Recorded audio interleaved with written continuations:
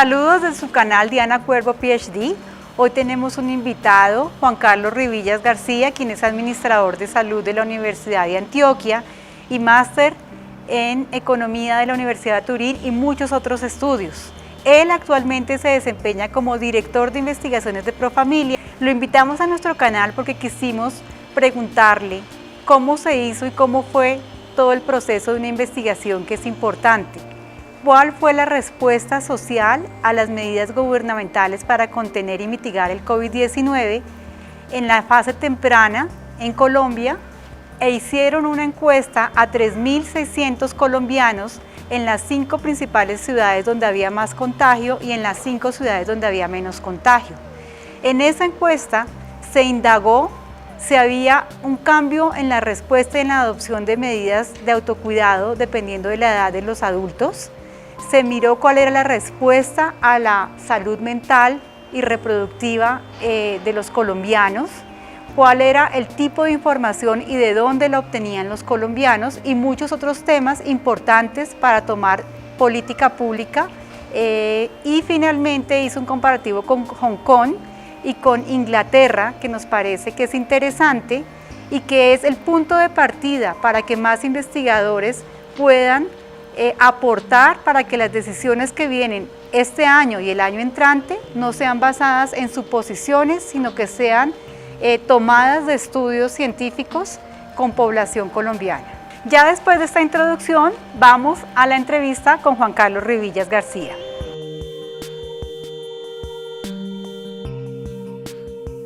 Hoy tenemos a un invitado, Juan Carlos Rivillas. Él es un investigador que yo admiro mucho. Su trayectoria académica me ha llamado la atención y por eso quise invitarlo. Bienvenido. Quiero que nos cuentes tu perfil y tu experiencia. Bueno, Diana, muchísimas gracias de verdad por la invitación. Estoy muy agradecido por esta oportunidad porque últimamente mi apuesta política es motivar a muchos investigadores a que se motiven a hacer su carrera profesional en áreas de la salud, llevando a cabo sus estudios de maestría y sus estudios de doctorado, ojalá fuera del país. Entonces, básicamente mi background, mi formación es soy administrador en servicios de salud de la Facultad Nacional de Salud Pública de la Universidad de Antioquia. Me gradué en el 2005.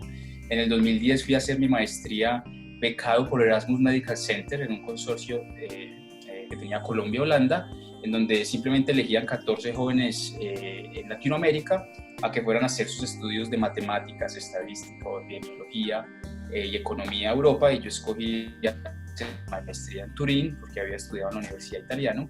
Entonces esto me facilitó un poco la vida. Estuve allá casi 2 años, luego me mudé a Suiza, donde estuve con la Universidad de Lausana haciendo un análisis multinivel utilizando bases de datos de la encuesta global de salud escolar, y luego regresé a Colombia y me radiqué en Bogotá, donde trabajé en el Ministerio de Salud, la Dirección de Epidemiología y Demografía, trabajando con la actual directora del Instituto Nacional, Marta Ospina, en donde allí trabajamos los observatorios nacionales para abrir una puerta a los datos, a que las personas trabajaran más con la gestión de la evidencia.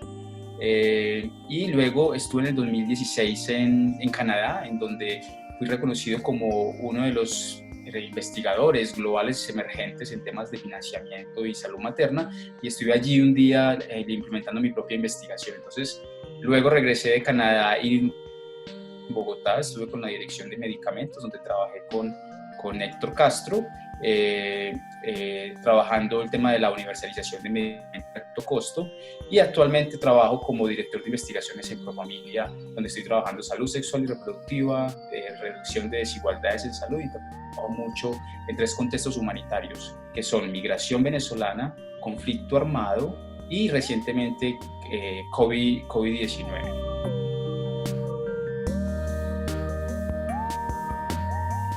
A mí me anima mucho ver toda esa trayectoria, y el mensaje es que sí se puede soñar, tocar puertas, ganarse becas. Por eso quise que toda la audiencia del canal escuchara esta historia, para que viera que cuando uno tiene ganas como colombiano puede hacer cosas maravillosas.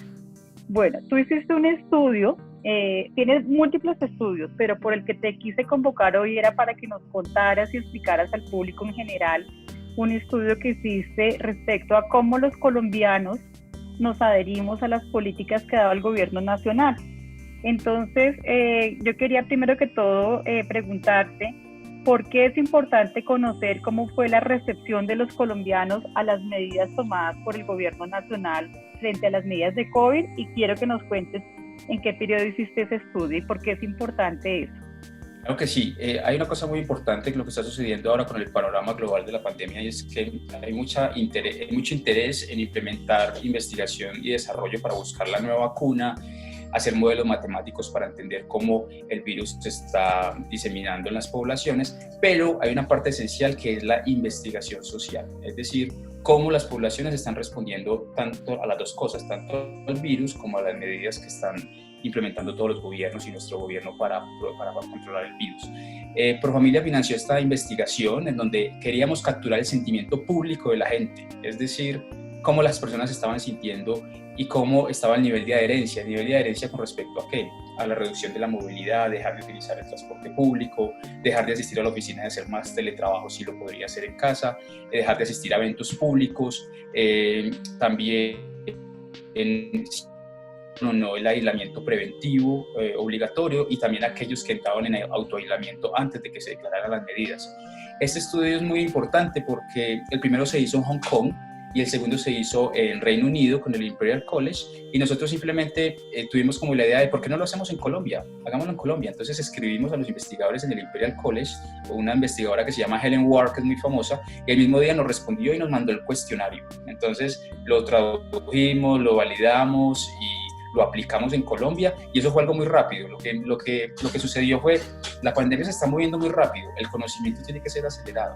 Entonces eso ocurrió como en marzo, y en julio, en la primera y segunda semana de abril, enviamos el protocolo de investigación al comité de ética a valorar absolutamente todo. Entonces lo aplicamos las encuestas vía internet y utilizando SurveyMonkey, y alrededor de 4.200 colombianos nos respondieron. De esos 4.200 colombianos, 3.600 nos diligenciaron la encuesta completa, y ahí les preguntamos muchísimas cosas con respecto a estos niveles de adherencia, a su percepción con respecto a la protección, es decir, qué estaban haciendo para cuidarse y para cuidar a otros, y a su percepción con respecto a niveles de riesgo y severidad del virus. Entonces fue muy interesante saber cómo esta encuesta fue aplicada en un momento muy específico de la pandemia, en una etapa temprana, es decir, cuando se declararon las medidas en Colombia, automáticamente hicimos la encuesta, pero en este momento la situación ha cambiado mucho.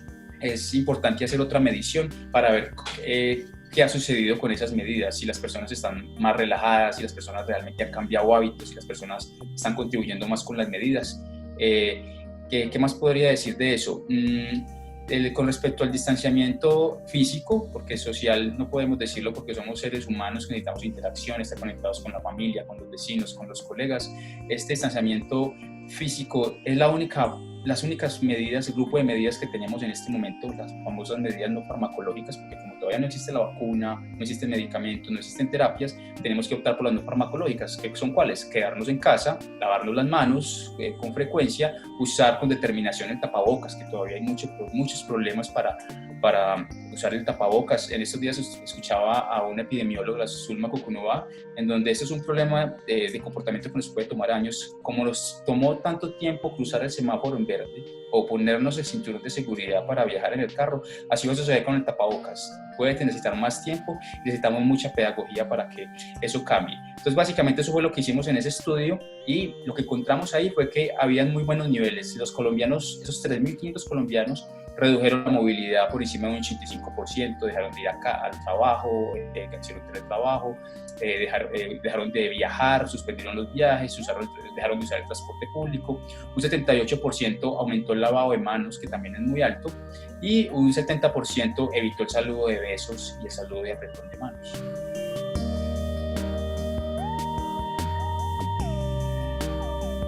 Yo le quería preguntar una cosa. Algo que me pareció interesante era que la población adulta mayor tuvo mayor adherencia a las medidas y los jóvenes menos. Quería que nos contaras qué encontraste y por qué crees que se explican esos hallazgos, al menos en esa etapa temprana.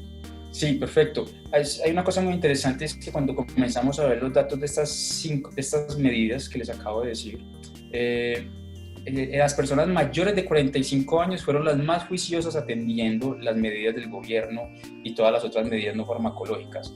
Por encima de un 83, un 86% mayores de 45 años se quedaron en la casa y cumplieron todas las medidas, comparado con otras personas más jóvenes que tuvieron alguna resistencia con las medidas del gobierno.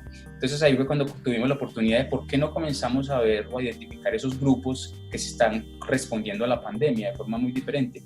Entonces encontramos 3 grupos. Un grupo que llamamos el grupo de los que se adaptaron rápidamente, es decir, ese grupo de colombianos que ya pasaron el shock de la pandemia y se adaptaron rápidamente. Resulta que esos son personas mayores de 49 años que están cumpliendo las medidas, que han tenido muchos episodios de mala salud mental como depresión, ansiedad, ira, han tenido problemas con el sueño durante ese momento que les estoy hablando, los primeros 21 días de las medidas. Otro grupo, este grupo también se caracterizó porque estas personas estaban buscando qué hacer en la casa, eran más resistentes, tenían más resiliencia, buscaron más alternativas, cocinar, leer revistas, compartir con la familia. Hubo un segundo grupo, que era el grupo de los resistentes, donde había más hombres. Eran hombres menores de 39 años que se estaban resistiendo a las medidas. Se caracterizaban porque tenían ahorros, tenían empleo, pero declararon tener problemas de salud mental. Entonces estos fueron los que menos cumplieron las medidas de adopción que teníamos que cumplir. Y un tercer grupo que llama mucho la atención y son personas que sufrieron con la situación, sufrieron con la cuarentena, sufrieron con la pandemia, que se caracterizaron en un 79% por ser mujeres menores de 29 años, que eran madres cabeza de hogar, que ganaban menos de $1 millón, algunas menos de 500.000 pesos al mes, tenían personas a cargo y contradictoriamente este grupo fue entre los jóvenes, fue los que más cumplieron las medidas de la cuarentena. Las mujeres que más estaban sufriendo fueron las más juiciosas, cumpliendo todas las medidas del gobierno. Entonces ahí hay unas diferencias de edades que se requieren y esto también da mensajes políticos muy, muy claros que los puedo mencionar después más adelante, pero sí hay unas diferencias con respecto a las edades, pero no hay mucha diferencia con respecto a otras características sociodemográficas.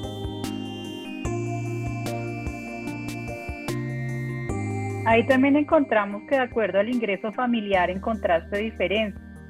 Ok, la variable de ingreso familiar y de ahorros que tenían las familias no se pregunta en la encuesta de Hong Kong y de Reino Unido, pero nosotros tuvimos que agregarla al contexto colombiano porque nos interesaba saber las personas bajo cuarentena cuánto dinero tenían para sobrevivir o cómo estaban los ingresos familiares de los miembros del hogar. Entonces, de por sí, indagar sobre los ingresos familiares es complicado porque muchas personas no lo reportan con precisión. Nosotros quisimos hacerlo y muchas personas reportaron su ingreso familiar. ¿Qué encontramos ahí? Encontramos una cosa muy interesante y es que el 32% de las personas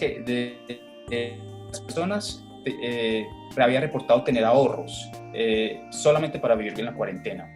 Y el 25% no estaba trabajando antes de COVID. Pero tal vez lo más importante es que aquí comenzamos a ver unas explicaciones de por qué las personas no cumplen las medidas del gobierno. Y es que encontramos que un 11% de esas personas tenía un ingreso familiar, todos los miembros del hogar, el ingreso sumado, eran menos de 500.000 pesos. Entonces ese porcentaje preocupa porque las personas no tienen con qué sobrevivir en la casa, tienen que salir a buscar en la informalidad y día a día, y esto de alguna forma puede explicar por qué la adherencia en algunos sectores, en algunos barrios, en algunas zonas era baja. ¿Qué encontramos acá también? Encontramos como por ejemplo el 50% de las personas que tenían cuidado en el hogar eran mujeres que tenían a cargo personas adultas mayores, niños menores de 5 años o alguna persona con discapacidad, y el 85% de ese 50% eran mujeres que no tenían ahorros y su ingreso familiar era menor a $2 millones. Entonces, eso nos comienza a dar una idea de cómo la pandemia está mostrándonos unas inequidades que ya existían de por sí, pero que de alguna forma se acentúan durante esta nueva vida bajo cuarentena. Entonces, es muy importante lo que se declara en el informe con respecto al ingreso de los hogares, porque demuestra la inequidad de esas madres cabeza de hogar viviendo en medio de la pandemia. Aquí algo interesante que obviamente por tu perfil y por la institución donde trabajas, tocaste dos temas importantes, cómo nos impactaba en salud mental y en salud reproductiva. Entonces quiero que nos amplíes un poquito más de qué encontraste en salud reproductiva y mental. Bueno, lo más importante es que todos estamos afectados de forma directa o indirecta y de alguna forma más profunda en la salud mental. Estoy seguro, la encuesta mostró que de las 4.500 personas, por encima del 80%, 75% habían reportado durante esos 21 días sentir ira con la situación, sentir desesperanza con todo lo que está ocurriendo, sentir ansiedad, de sentirse fatigado, de que está haciendo el trabajo, o está cocinando, o está haciendo algo en la casa y no se halla. Eso es una clara señal de ansiedad, y también la depresión. Entonces, como todos estos estados de ánimo y que están afectando el bienestar, no está ocurriendo grupos específicos, pero cuando comenzamos a desagregar estos reportes por la edad, encontramos, como nos dijeron los grupos que reaccionan, que las personas mayores de 49 años ya están más adaptados a la situación porque tienen ya una agenda de trabajo, tienen una rutina establecida, encontraron qué hacer en la casa. Los jóvenes no, los jóvenes menores de 29 años son los más afectados con las medidas de la cuarentena. ¿Por qué? Porque muchos de ellos no tenían empleo antes de comenzar las medidas del gobierno. Muchos de ellos están preocupados, los que estudian por la situación en la universidad o en el instituto educativo, o algunos de ellos no estaban estudiando. Entonces, esto se suma, y todo esto se suma a la desinformación y a los mitos que hay con respecto al COVID, que también nos mostraron que eran impulsores de mala salud mental. Entonces, cuando hablaba de los jóvenes hombres que estaban resistiendo, eran esos hombres que incluso ellos todavía piensan que el COVID no era cierto, o es un mito, o no está sucediendo, o estaban accediendo a redes sociales donde no tienen información de calidad, como la que nos proporciona el Ministerio de Salud, el Instituto Nacional de Salud, algunos investigadores. Entonces, todos estamos de alguna forma con la salud mental deteriorada bajo esta nueva vida, bajo cuarentena, algunos de diferentes formas, otros requieren más de atención. Vimos, por ejemplo, a nivel de ciudad, cómo Medellín obtuvo, este estudio analizó 5 ciudades con que tenían alta circulación del virus: Bogotá, Barranquilla, Cartagena, Cali, Medellín. En aquella etapa temprana del virus, Medellín fueron los más juiciosos reduciendo la movilidad. Pero en el análisis de salud mental son los que más problemas de salud mental reportaron.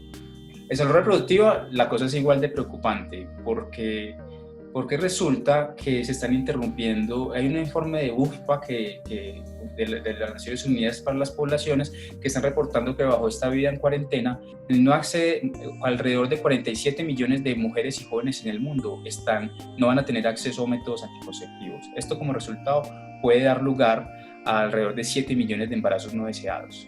Y esto también va ligado a que hay al menos 18 millones de mujeres que estaban adquiriendo sus métodos anticonceptivos con gasto de bolsillo, o sea, lo estaban pagando ellas mismas, y no están encontrando porque los servicios en aquel momento estaban suspendidos, estaban interrumpidos. Entonces, esto en salud sexual y reproductiva va a tener un impacto que se va a ver en el mediano plazo en muchos de los logros que habíamos tenido. ¿Qué encontramos en las personas que habíamos encuestado? Encontramos cosas muy interesantes. Por ejemplo, una de cada 4 de esas personas tuvo una necesidad de salud sexual y reproductiva en aquel entonces: ir al médico ginecólogo, ir al urólogo, una consejería para acceso a anticoncepción. Todo esto se vio interrumpido y muchas personas reportaron que tuvieron esa necesidad durante esos 21 días. Y lo más importante es que las personas que más afectadas se vieron en buscar esta atención en salud, mirándola por nivel de ingresos, eran personas muy pobres que ganaban menos de 500,000 pesos. Entonces miren cómo, por ejemplo, aquí esto denota que estamos perdiendo de alguna forma lo que hemos logrado hacer mucho tiempo. Las personas que están en peor condición social ya saben cómo utilizar los métodos anticonceptivos, la consejería, han ganado en los derechos sexuales y reproductivos, pero ahora la pandemia está poniendo eso en retroceso o en peligro. O sea, ellos sabían cómo utilizar el sistema de salud para acceder y que fueran pagos por el sistema y ahora por la pandemia se convierte en una barrera y retrocedemos en los derechos sexuales.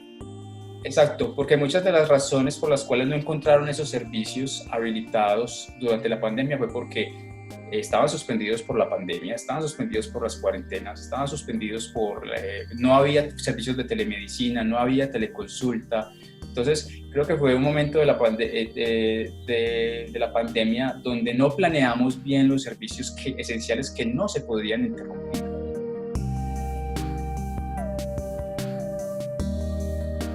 Y como tú dijiste que hiciste comparativo con Hong Kong y Reino Unido, aunque somos poblaciones tan diferentes, con una cultura tan diferente, si pudieras resumir entre los tres contextos, ¿cómo resumirías el comparativo de estos tres países de manera pequeña? Sé que es difícil, pero trata de hacer. Creo que sí, somos muy diferentes, empezando porque ellos tienen renta básica y han proporcionado ayudas a todas las poblaciones que lo necesitan. En pocas palabras, ¿por qué hicimos este comparativo? Porque queríamos ver quién lo hizo mejor con respecto al lavado de manos o a quedarse en casa.